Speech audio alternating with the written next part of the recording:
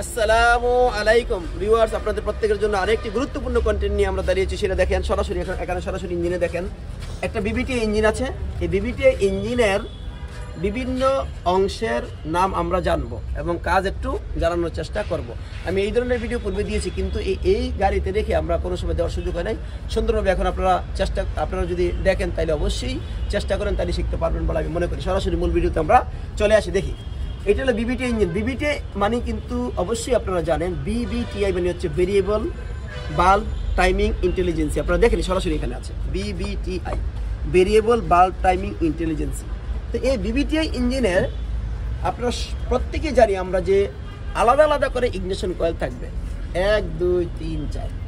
সুবিধা হচ্ছে আলাদা আলাদা করে ইগনিশন কয়েল থাকার সুবিধা হচ্ছে যে কোনো একটি কয়েল যদি নষ্ট হয় তাহলে পরে আমরা কী করতে পারি, এটা আমরা একটা কয়েলে পরিবর্তন করে দিলে কোনো অসুবিধা নাই। ঠিক আছে না?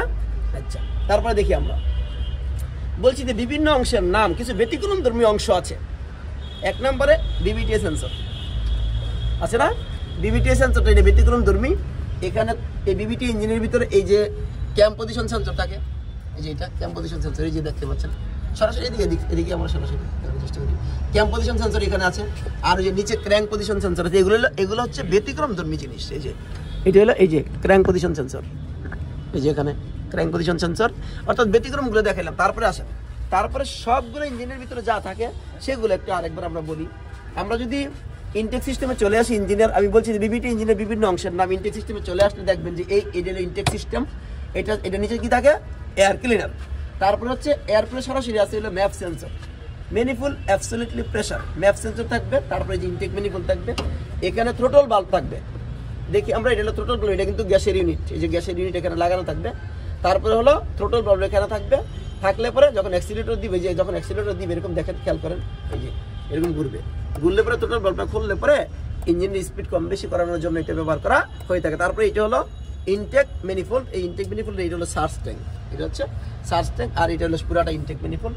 এটা হচ্ছে দেখেন একটু ব্যতিক্রম ধর্মী জিনিস। এটা কিন্তু ফুয়েল গ্যালারি। বিবিটি ইঞ্জিনের ফুয়েল গ্যালারি কিন্তু এরকম না। এটা যে ইএফআই ইঞ্জিনের ফুয়েল গ্যালারি এরকম নয়। এটা হলো বিবিটি ইঞ্জিনের ফুয়েল গ্যালারি। দেখেন আপনারা এক নজরে দেখলে চিনতে পারবেন যে এটা হচ্ছে বিবিটি ইঞ্জিনের ফুয়েল গ্যালারি। তারপরে আসি আমরা, তারপরে দেখতে পাচ্ছেন যে এটা হচ্ছে ফিলার ক্যাপ। আমরা জানি যে এটা হলো ফিলার ক্যাপ, আর এটা হচ্ছে প্রেসার ক্যাপ। তারপরে আসেন, এটা আমরা জানি অনেকেই অল্টারনেটর। এটা তারপরে অল্টারনেটর বা জেনারেটর বলে। নিচেরটা কিন্তু এসির যে এটা কম্প্রেসর, এসির কম্প্রেসর। এবং এই পাশে দেখেন এখানে আছে, আপনারা দেখলে বুঝতে পারবেন, এখানে আছে হলো সেলফ স্টার্টার বা স্টার্টিং মোটর।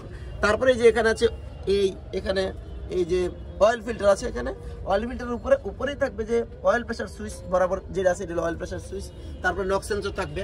তো মোটামুটি আমরা যদি একটু দেখি তাহলে সহজে বুঝতে পারবো। আর একটু আমরা দেখানোর চেষ্টা করি, সেটা হলো যে দেখতে পাচ্ছেন আমরা এই যে এটার মাস্টার সিলিন্ডার অর্থাৎ ব্রেক মাস্টার সিলিন্ডার আমরা খুলেছি। এটা হলো ব্রেক বুস্টার আছে, এটা একটা ব্রেক বুস্টার।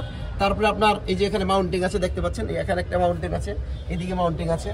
তারপরে মোটামুটি এইটুকু আপনারা দেখলে বুঝতে পারবেন। এই যে এখানে একটা কোবরা আছে, যেটা দিয়ে সাধারণত কি করা হয়, কোবরা না থাকলে কিন্তু গ্যাস খরচ বেশি হয়। সুতরাং আমরা যদি কোবরাটা রেখে দেই, গ্যাস খরচটা একটু কম হবে। এটা মাথায় রাখবেন। আপনাদের যারই গাড়ি আছে আমরা চেষ্টা করব একটা ভালো মানের কোবরা লাগানোর জন্য। কোবরাটা লাগাইলে হয় কি, আমার হইলো ফুয়েল খরচটা অর্থাৎ একটু কম হয়, গ্যাস খরচটা একটু কম হবে। তারপরে এখানে এই টাইমিং রিলে লাগানো আছে। আর এখানে সবচেয়ে বড় গুরুত্বপূর্ণ হচ্ছে নিশান গাড়ির জন্য। দেখেন আমরা যে ব্যবহার করি, ইসিইউ ব্যবহার করি। ইসিইউ মানে ইলেকট্রনিক কন্ট্রোল ইউনিট। ইসিইউ কিন্তু এইটার ভিতরে, এই বক্সের ভিতরে কিন্তু ইসিইউ একদম সেফ অবস্থানে আছে। মোটামুটি আপনারা দেখলে বুঝতে পারবেন। এবং অন্যান্য যে সমস্ত অংশগুলা আছে এই ইঞ্জিনের, বিবিটি ইঞ্জিনের বাকিগুলো কিন্তু আপনার ইএফআই ইঞ্জিনের সাথে মোটামুটি ম্যাচিং হয়ে যায়। সুতরাং আপনারা যদি উক্ত ভিডিওটা দেখেন তাহলে ইএফআই ইঞ্জিন সম্পর্কে ভালোভাবে বুঝতে পারবেন বলে আমি মনে করি। ধন্যবাদ সবাইকে।